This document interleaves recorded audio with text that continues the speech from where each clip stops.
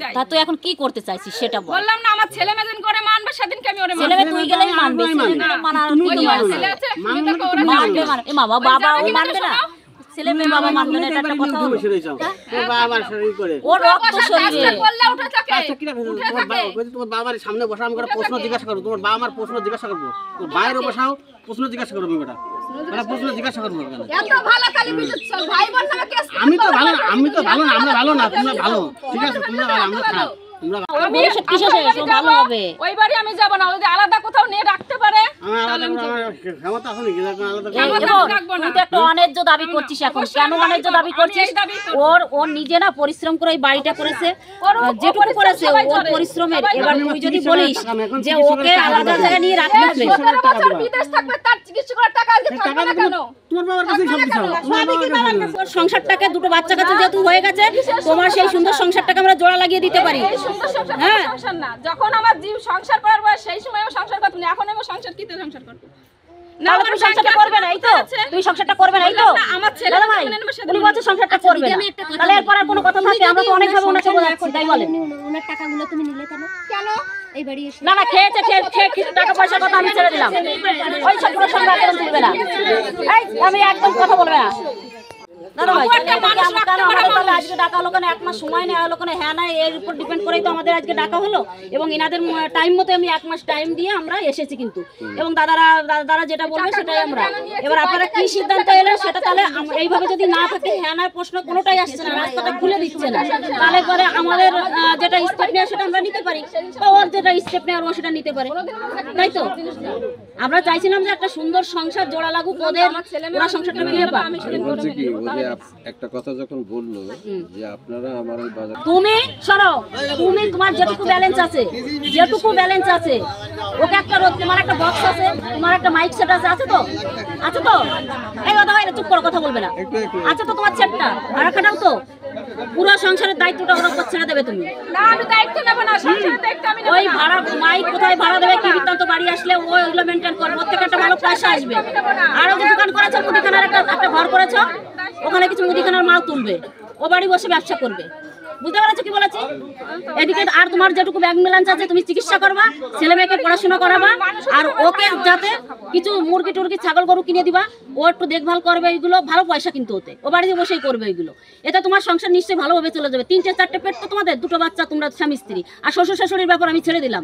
মা বাবাকে আমি সেপারেশন করে দেবো।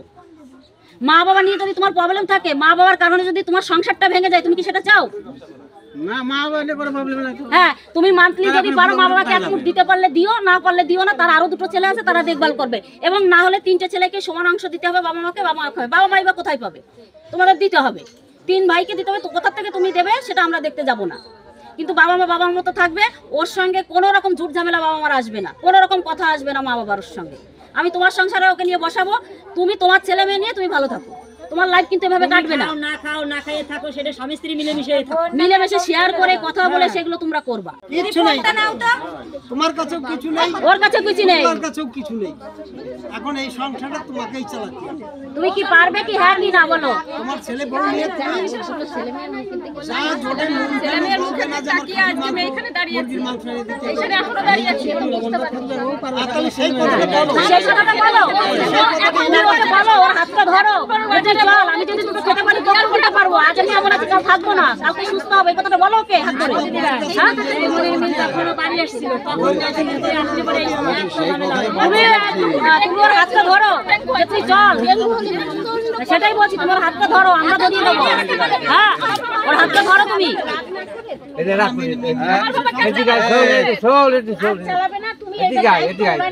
না না, বাবা তো এখন চালাতে হবে, যেহেতু জামাই অসুস্থ। আর খাওয়া পড়ার দায়িত্ব কি আমরা নিতে পারি বোন? নিতে পারি না, কিন্তু তোকে ও ভালো রাখবে এটুকু জানি, ও নেবে। তোর আমি তো বলেছি তোর সঙ্গে হালটা ধরতে হবে, সংসারের হালটা তোকেই ধরতে হবে। কোনো কিছু ধরবো না, ঠিক আছে? তোকে কিছু করতে হবে না, ঠিক আছে? কিছু করতে হবে না, তুই রান্না বাড়া করবি, ও কোথা থেকে জোগাড় করে নে। এই দেখ কি সুন্দর বলছে, দেখো এই কি সুন্দর বলছে, দেখো কি সুন্দর কথা বলছে, দেখো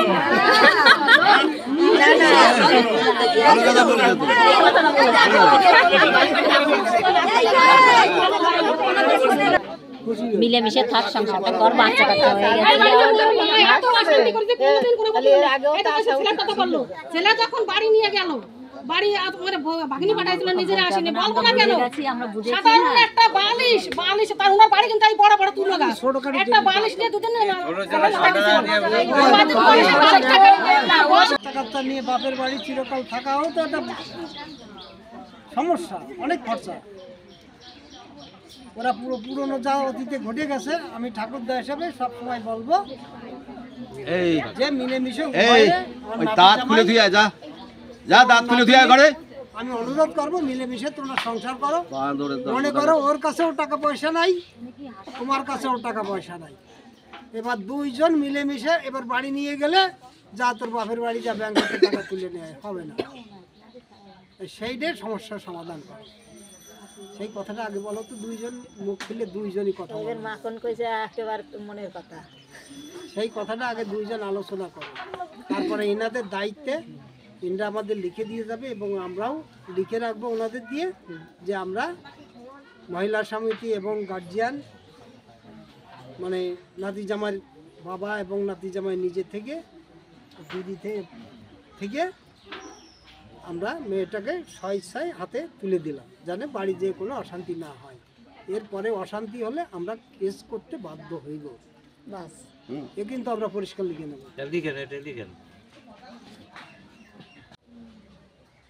শক্তি হচ্ছে বড়, কালী হচ্ছে বড়, তারপরে হচ্ছে শিব, সেটা বোঝো না? সেটা বোঝো না ভালো? ও রাতে বাইর ধরে নিয়ে চলে যাও, তোমার বাচ্চা তোমার কাছে আসলো না কেন? তোমার বাবার কাছে আসলো না কেন? ঠাকুরদা বললে জড়াই ধরলো কেন? চলো আমার বাড়ি, চলো দেখে আসছে না? খালি সাইকেল নিয়ে যাবো ঠাকুরদা, ঠাকুরদা,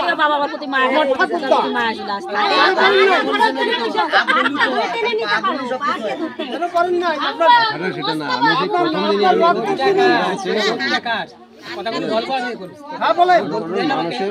না না আর কথা বলতে হবে না আপনাকে, না না কথা বলতে হবে না, কথা বলতে হবে না। কারেন্টের মতো চলে আসবে। দায়িত্ব কার? নাতিপুতি। দায়িত্বটা কার? অনেকটা দাদু ঠাকুমারও বর্তায়, চুপ করে থাকেন। দাদু ঠাকুমারও অনেকটা বর্তায়, এর মধ্যে এবার ডিসটেন্সে এসে গেছে যে ও এখানে থাকে বলে। তারপরে আরেকটা কথা, সবচেয়ে বড় কথা, তুমি হাইটে বড়, পাশের মধ্যে একদিন আসি দাদু ঠাকুমা এসে দেখে যে এই নাতি আরে বাবা সব ভুলে জানা কি আছে। যখন ওরে দেখে নিছিলে তখন তো চোখ দিয়ে দেখে নিছিলে, তো তারপরে ওরে কেন কাউ ভেটে ওই বাড়ি ঘুরে চলা যায় না কেন? ওই কথা বলবে আজ ঘরে নিয়ে চলবো কেন? আমি আজ ঘরে নিয়ে চলবো আরে কেন? ও তো বিয়ার কিচ্ছু হলে বলা, আর কি হ্যাঁ সবটাই আর কি সবটাই। তেল নেই, এটা নেই, সেটা নেই, কিছুই নেই, ছেলে মেয়ে, মেয়েটার হাত ভাঙা, কিছুই নেই, ছেলেটার ধরলাম। হাতটা মাথাটাই হয়ে গেছে, তাহলে ওর তো এখন না হলে পকেটে টাকার দরকার। ও সেটা বুঝবে, ও সেটা বুঝবে। ও নুন ভাত খাবে, ও যে বলেছে যে আমি যদি দুটো নুন ভাত খেতে পারি, মুখের কথায় কাজ হবে না। তাহলে কি করতে হবে? শোনো, আমি কথা বলি শোনো, যদি অর্থ না থাকে আমি মুখ দিয়ে বলি যে আমি নুন খাওয়াবো, নুনটা আমি পাবো কোথায়? উনি যে বললো, ইনি তো এই যে ফিনিশিং আসছে, ফিনিশিং একটা কোম্পানির থেকে বেরোলি পরে না হলো 4-5 লাখ টাকা পাবে। ও তো সেভাবে এসছো তুমি, সেভাবে হ্যাঁ, ফিনিশিং 4-5 লাখ টাকা পেয়েছে। সেই টাকাগুলো কি করছে? না সেই কৈফিয়ত এখানেও দেবে না, তাহলে সে কৈফিয়ত এখানে দেবে না, কারণ একটা অসুস্থ রোগী সে ট্রিটমেন্টের জন্য তার অনেক টাকা লেগে গেছে, ট্রিটমেন্টের জন্য সেখানে কোম্পানি কেটে নিয়েছে টাকা লাগুক, সেটা নিশ্চয় আছে কিছু, না ওর নিশ্চয় আছে কিছু, সেটা স্বামী স্ত্রীর ব্যাপার, সেটা আমরা জানতে পারি না। শোনো, সেটা স্বামী স্ত্রী যখন শাশুড়ি, আমরা শাশুড়ি। না না আপনারা কি বলতে চাইছেন? আমরা এটাই তো কিছু বলতে বলতে চাইছেন চাই যে না। ওর টাকা নেই তাহলে আমাদের মেয়ে যাবে না, এটাই তো আপনাদের বলতে চাইছেন। মধ্যকথা এটাই আপনাদের, মধ্যকথা আপনাদের এটাই। আচ্ছা যাবে না, ব্যাস যাবে না তো, ব্যাস যাবে না। পয়সা আগে দেখছে, তারপরে যখন পয়সা আছে কিনা তাই, তাহলে এনাদের মন মানসিকতা কত নিচেই, সংসার করবে না ও, তাই তো? আচ্ছা ঠিক আছে, তাহলে যখন সংসারটা করবে না তাহলে এখানে তো ছাড়, ঠিক আছে? কর্তব্য তোর ছিল যে হ্যাঁ আমি 2 টাকা দিয়ে সাহায্য করি, তাহলে আমার বাবা মারে বলতে পারতে আমি পারছি না, তোমরা কিছু দাও, আমি কিছু দিয়ে সাহায্য। সেটা কর্তব্য। আমার ছেলে যে 11 বছর বয়স, 11 টাকার খাবার কিনে খাওয়াইছেন কি ওরা জিজ্ঞাসা করো। সে যাই হোক, আমরা ওর ভুল অনেক আছে, আমার বাবা জন খেটে খায়, আমার বাবা বাজার করার পয়সা পায়, কিন্তু তোমার ছেলেকে কোনোদিন কষ্ট দেয়নি। এবার ওরও কিছু দাবি দেওয়া ছিল যে আমি টাকা পয়সা বউকে দিয়েছি, ও বলেছে দিয়েছো তো নাকি দাওনি, কোনটা দিয়েছো? টাকা দিয়েছে, ওনার বাবা আমার এখানে বসার সামনে। তাহলে এর বাড়ি থেকে চাল নিয়ে তোমাকে খেতে হবে কেন? ও খাবে কেন? আমি তো বলিনি ওনার বাড়িতে চাল নিয়ে যাও, আমি তো বলিনি। হ্যাঁ ওর বাবা মা খাবার পাঠাবে, সে ওই বাড়ি বসে তোমার বাড়ি বসে খাবে, তাহলে তুমি ইনকাম করে কি ওর বাড়ি খালি ওর ঘরে থাকি আমি, ওর খালি ঘরে থাকি আমি, তাছাড়া তুমি যাবি রোজগারটা করে 14 বছর বাইরে থেকেছো, তুমি কি করেছো বলো? ওনার বাবা মার এখানে সামনে বসান, বাবা আমার সামনে আমি প্রশ্ন করবো এখানে। তুমি কি করেছো বলো? তুমি কি করেছো? কি করেছো? তোমার সামনে বসে সে টাকা উঠাইছে, উঠে বাবা মার দেশে সামনে আসলে কি করে হবে? 6 বছরের টাকা। 6 বছর হ্যাঁ 6 বছরে কত টাকা দিয়েছে তো? আস্তে আস্তে হ্যাঁ ঠিক আছে ভিডিও আমার ভিডিও করো পারিবারিক, সামাজিক, সমাজ উন্নয়ন এবং দুস্থ মানুষদের পরিষেবার জন্য যোগাযোগ করুন নবস্পর্শ মহিলা সমিতি। আমাদের কন্ট্যাক্ট নাম্বার ভিডিও স্ক্রিনে দেওয়া আছে।